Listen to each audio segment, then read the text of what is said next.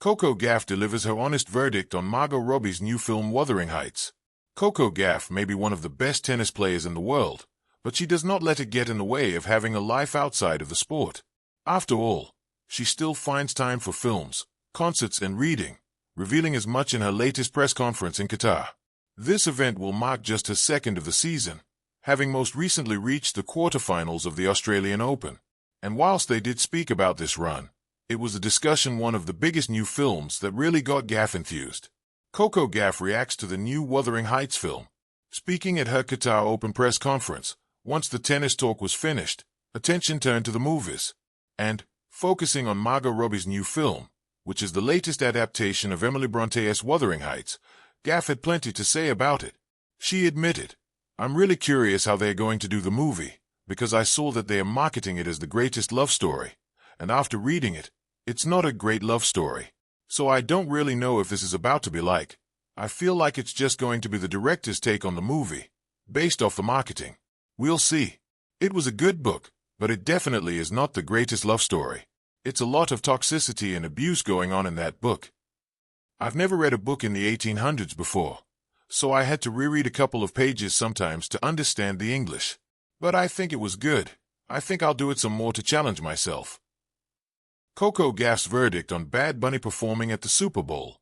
This was not the only pop culture conversation that Gauff had at her presser, also touching on the Super Bowl as well. And, whilst she chatted the night before it got underway, the American was still able to offer her verdict on Bad Bunny being selected to perform at the halftime show.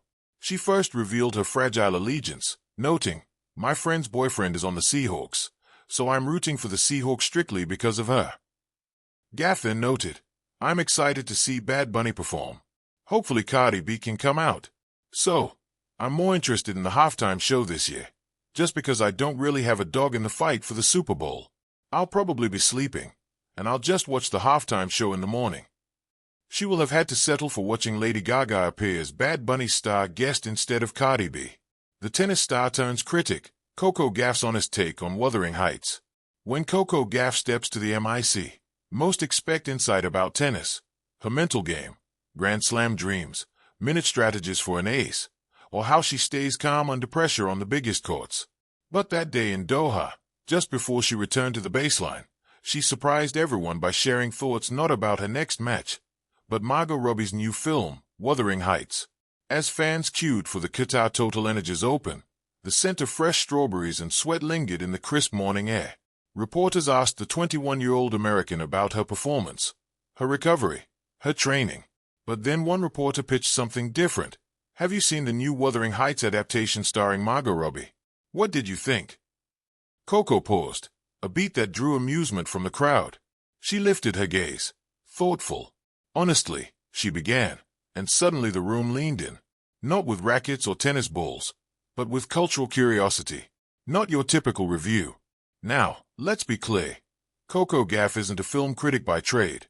She's one of the world's top athletes, a two-time Grand Slam semifinalist, and a cultural influencer who's comfortable in both sports and pop culture spaces. But what she shared didn't sound like the usual surface-level praise or generic praise that stars often offer. Feist, she confessed she actually read Emily Bronte's original Victorian novel, a literary feat in itself for someone with elite training commitments.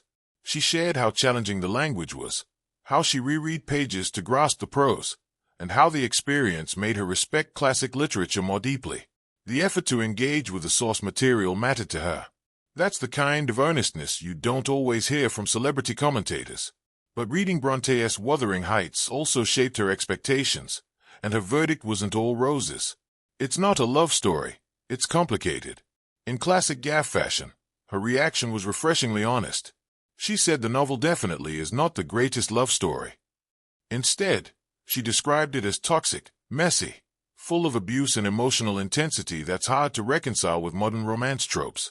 Her words were blunt but thoughtful, not dismissive, but realistic. This stayed true to the core of the original. Wuthering Heights isn't a sweet romance. It's a stormy psychological exploration of obsession, pain, and how relationships can warp people. Gauff's observation echoes what many literary scholars have noted for decades. Bronte's work isn't an easy narrative, and it's definitely not a vanilla love story.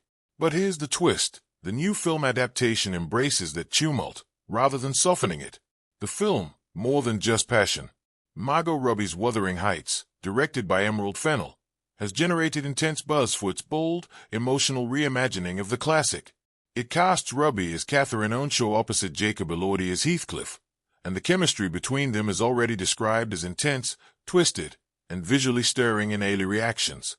Robbie herself has said the film is a big, epic romance, and not just steamy for the sake of it, though it definitely pushes emotional and physical boundaries. Critics and social media reactions echo that: intense performances, sweeping visuals, and an atmosphere that feels obsessive and visceral, not merely pretty. When Coco spoke about the film, she didn't sugarcoat her expectations. She acknowledged that the marketing frames it as the greatest love story, but her own reading told her that the core of Wuthering Heights lies in its raw discomfort, and that clashes with typical romance marketing. So her verdict wasn't a simple like or dislike. Instead, she offered a kind of respectful skepticism, an understanding that this story lives in the gray areas between love and obsession. What Gauff's reaction reveals about us. Why did her take resonate? Because it represents something deeper about how we consume art today. Coco didn't fall into one of two traps. She didn't dismiss the film outright because it's literary adaptation, a genre that often scares audiences. She also didn't praise it just because Margot Robbie is a Hollywood favorite.